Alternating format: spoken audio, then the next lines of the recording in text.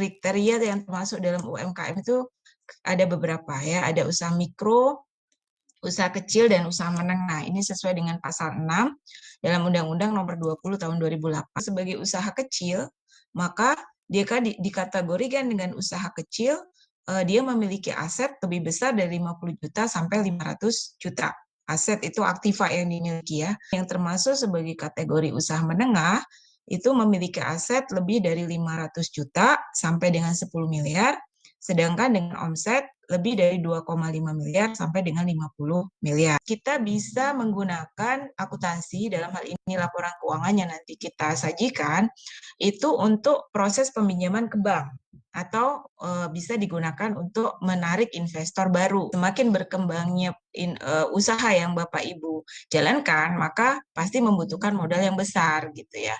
Sehingga modal itu ya ada option apakah itu bisa dipinjam dari bank atau bisa menarik investor baru gitu ya. Komponen dari laporan keuangan ini terdiri dari 3 ya Bapak Ibu. Jadi harus disajikan atau diungkapkan ya sesuai dengan standar akuntansi keuangan UMKM.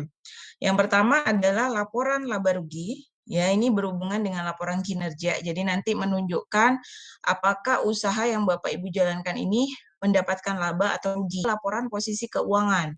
Ini untuk mencatat ya atau menampilkan posisi aset, aktiva ya atau hutang dan modal yang Bapak miliki atau Ibu miliki ya.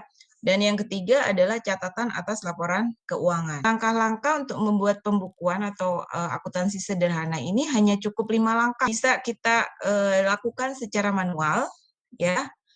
Artinya Bapak Ibu bisa melakukan pencatatan secara manual melalui buku, punya buku khusus untuk pembukuan gitu ya.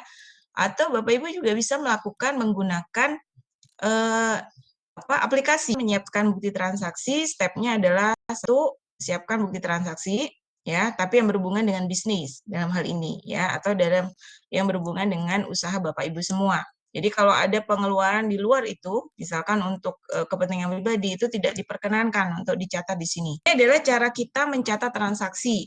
Jadi pertama, misalkan di sini ada contoh, ada pemilik memasukkan modal tunai ke UMKM, maka ini kita catat sebagai transaksi pemilik memasukkan modal tunai ke UMKM. Nah, ini mempengaruhi apa saja di dalam bukunya. Jadi kita harus menulis ke buku kas umum, kita juga harus menulis ke buku pembantu kas harian, dan kita juga harus tulis di buku modal. Di sini ada membuat buku-buku, contohnya buku kas umum. Nah, ini menjelaskan buku-buku ini untuk mencatat apa saja, ya. Jadi kalau buku kas umum misalkan untuk mencatat berbagai aktivitas yang menyangkut penerimaan dan pengeluaran kas, baik itu tunai maupun melalui bank, ya. Nah, kita juga punya buku kas harian.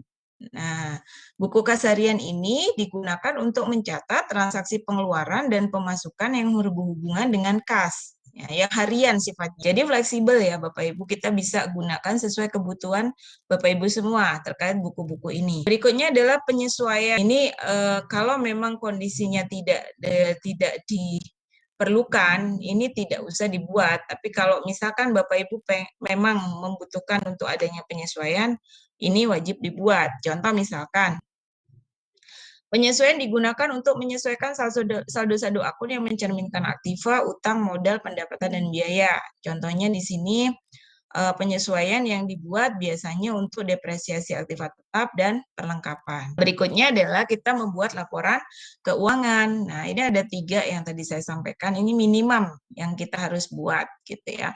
Ada laporan laba rugi, laporan posisi keuangan pada akhir periode, dan catatan atas laporan keuangan. Laporan posisi keuangan ini ada aset. Nah, ini ada aktiva atau aset, kita catat.